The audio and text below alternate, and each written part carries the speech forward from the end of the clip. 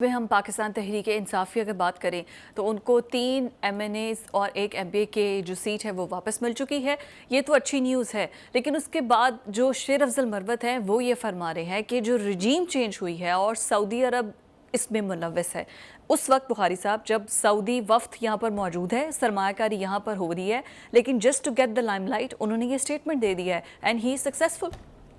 پہلی بات تو یہ ہے کہ جی یہ جب بھی الیکشن ہوتے ہیں اس کے بعد یہ انتخابی عذرداریاں جو ہوتی ہیں اس کے نتیجے میں کچھ اونچ نیچ ہوتی ہے. یہ الیکشن پروسیس کا حصہ ہے. رائٹ. لہٰذا یہ جو 3 MNAs کی اور 1 MPAs کی سیٹ ملی ہے واپس PTI کو، ہم مبارکباد دیتے ہیں ان جیتنے والوں کو جن کی انتخابی عذرداری جو ہے وہ پازیٹیولی یعنی ڈٹرمن ہو گئی ہے. دیکھیے سعودی عرب کے حوالے سے PTI اور خان صاحب جو ہے مہاتما خان صاحب، ان کی دشمنی کوئی اچانک ڈیولپمنٹ نہیں ہے. اگر آپ کو یاد ہو تو وہ سعودی جہاز کے اوپر حضرت صاحب تشریف لے گئے تھے امریکہ، ٹھیک ہے، اور جہاز میں واپسی کے اوپر جو غلیظ گفتگو کی گئی سعودی قیادت کے بارے میں نام لینا نہیں چاہتا، لیکن یہ پتہ سب کو ہے. تو اس کا نتیجہ یہ نکلا کہ انہوں نے راستے میں جہاز رکوا کے انہوں نے کہا گیٹ لاسٹ، باہر نکلیں آپ، اور جہاز واپس بلا لیا تھا. یاد ہے نا آپ کو؟ جی بالکل ہوا تھا. پھر آرمی چیف بھاگے پھر جو تھوڑی بہت کسر رہ گئی تھی وہ انہوں نے ان کے جو دیے گئے تحفے تھے جو ایک پریسٹیج ایک آنر ہوتا ہے اس کو بازار عام میں فروخت کر کے باقی کی کسر اس سے نکال دی گئی تھی. غالباً شیر افضل مروت صاحب ابھی تک اسی مائنڈ سیٹ میں تھے، جس لیے انہوں نے یہ بیان دیا ہے کہ ایسے وقت میں جیسا جس کا کہ آپ نے اظہار کیا کہ ایک انتہائی اعلیٰ اختیاراتی سعودی وفد جو ہے پاکستان میں ہے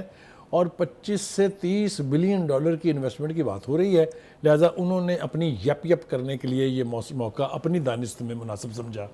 اور سعودی قیادت کے اوپر برس پڑے. اور اس کے بھی علاوہ وہ ہمارے گیسٹ ہیں، رائل گیسٹ ہیں. دیکھیے لڑائی کچھ اور تھی.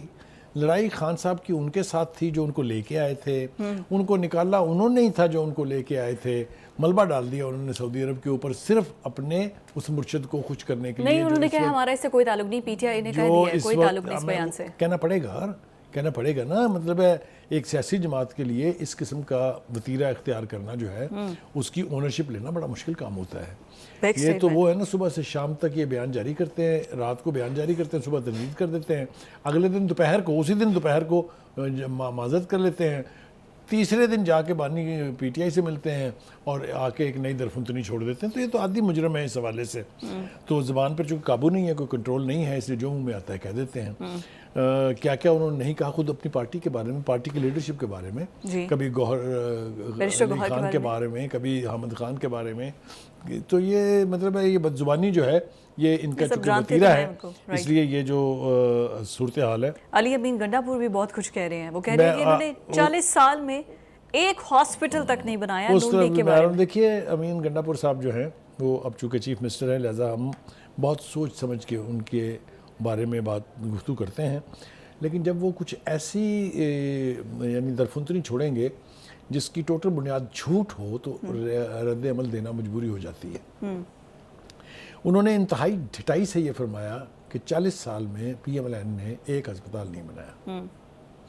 نہ انہوں نے کسی سے پوچھا ہے، نہ انہیں اس کی توفیق ہے،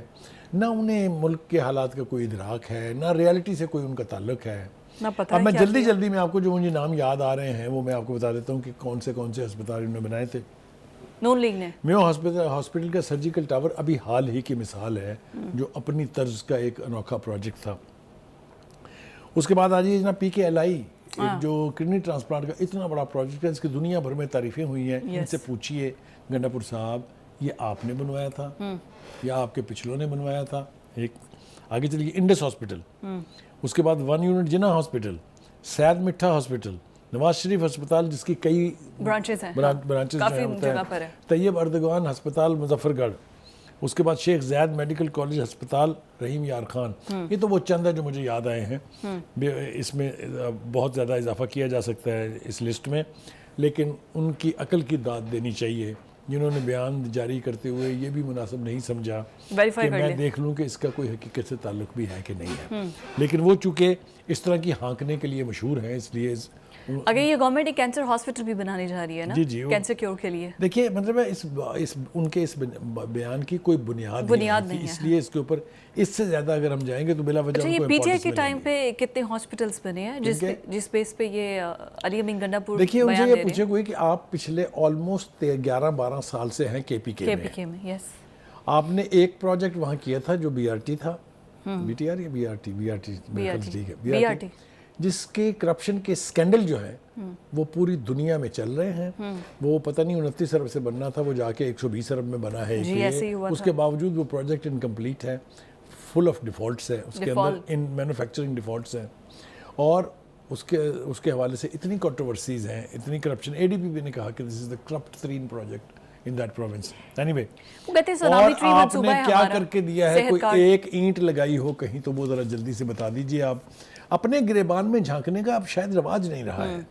لوگ دوسرے کے اوپر بہتان ترازی کرتے ہوئے 1 منٹ نہیں لگاتے، لیکن اپنے گریبان میں جھانکنا جو ہے وہ مناسب نہیں سمجھتے ہیں۔ یاسمین راشد کا یہ بیان جو ہے وہ بہتان ہے یا حقیقت بھی ہے؟ وہ کہتے ہیں کہ عالیہ حمزہ اور صنم جاوید کو اس وجہ سے جیل میں رکھا ہوا ہے کہ مریم نواز چاہتی ہیں کہ وہ جیل میں رہے۔ دیکھیے پہلی بات تو یہ ہے کہ میں نے پہلے بھی کہا ہے، کئی دفعہ پھر کر رہا ہوں کہ 9 مئی کی جو گٹھڑی ہے وہ سر پہ اٹھا کے آپ الزام چاہے جس پہ مرضی ڈالیں، لیکن آپ کو وہ سزا بھگتنی ہے، اس لیے کہ آپ نے پاکستان کی دفاعی تنصیبات پر حملہ کیا، آپ نے لوگوں کو حملہ کرنے کے لیے اکسایا، آپ نے حملے کی قیادت فرمائی، آپ وہاں موقع پر موجود تھی، ویڈیوز موجود ہیں، تو اس لیے کسی پر الزام ڈال دینے سے کچھ نہیں ہوگا، حقائق آپ کی نفی کر رہے ہیں، آپ کے خلاف ہیں حقائق، یہ ہو گیا۔ اب جناب وہ ایک خط لکھا گیا ہے جیل سے جناب، جی وہ نہیں وہ بہت امپورٹنٹ ہے، ہمارے جو گورنر پنجاب پچھلے رہ چکے ہیں ان کی طرف سے اور سینیٹر اعجاز چودھری کی جانب سے جیل سے ہی خط لکھا گیا ہے۔ یہ ہے کہ دونوں حضرات میرے لیے بڑے قابل احترام ہیں، اعجاز چودھری صاحب بھی چونکہ لاہور سے تعلق ہے ان کا، اور عمر سرفراز چیمہ صاحب سے تو ہماری واقعتاً دوستی ہے۔ میرے خیال سے یہ خط سے جو 2 آبجیکٹیو سامنے رکھ کے لکھا گیا ہے، ایک تو یہ تاثر دینے کی کوشش کی گئی ہے کہ دیکھو وہ جو ہمیں چھوڑ کے گئے تھے بڑے پچھتا رہے ہیں، واپس لے آئے انہیں فوراً واپس لائیں۔ جی انہوں نے مطالبہ کر دیا کہ ان کو واپس لانے کی راہ نکالی جائے، اور پی ٹی آئی کے بانی سے انہوں نے مطالبہ کیا ہے کہ یہ معاملہ ان کی منظوری کے لیے ان کو جیل میں بھیجا جائے تاکہ ان کا راستہ کھل جائے۔ ایک تاثر تو یہ دینے کی کوشش کی گئی ہے، دوسرا تاثر یہ ابھرا ہے کہ شاید اب وہاں لیڈرشپ کا اتنا انحطاط ہے یا اتنا قحط پڑ گیا ہے کہ ان کو پرانے لیڈر واپس چاہیے، کیونکہ اس وقت پارٹی جو ہے وہ دھڑوں میں تقسیم ہے۔ آپ جتنا مرضی اس کی ایکسپلینیشن دے دیں، وکلا کا دھڑا الگ ہے، وکلا کے اندر دھڑے الگ ہیں، جو سیاستدان روپوش ہو گئے تھے اور پی ٹی آئی کے پرانے ورکرز ہیں ان کا دھڑا الگ ہے، جو موجود رہ گئے ان کا دھڑا الگ ہے، جو چلتی گاڑی پر سوار ہوئے ہیں ان کا دھڑا الگ ہے، تو ایک عجیب و غریب قسم کی صورتحال ہے۔ اب یہ دیکھیں فیصل جاوید، مراد سعید، اسد عمر، یہ سب لوگ پی ٹی آئی کے فیسز ہیں نا، لیکن یہ کوئی آگے آ کے قیادت نہیں کر رہا، ہاں کوئی قیادت نہیں کر رہا، ٹھیک ہے، اسی لیے یہ کہا جا رہا ہے، یہ تاثر بھی قائم کیا جا رہا ہے، قائم ہو چکا ہے کہ وکلا نے پارٹی کو ہائی جیک کر لیا ہے۔ بشرا بی بی کی بہن بھی بول رہی ہیں، وکلا پہ بڑی وہ بھی ناراض نظر آ رہی ہے، اس لیے کہ ان کا خیال یہ ہے کہ پارٹی کی قیادت جو ہے وہ وکلا کو یا دے دی گئی ہے یا انہوں نے زبردستی لے لی ہے، یا پارٹی کے فیسز اب وہ ہیں، ہاں اور یہ بات کسی حد تک حقیقت کے قریب نظر بھی وہی آ رہا ہے، وکلا ہی نظر آ رہے ہیں۔ سینیٹر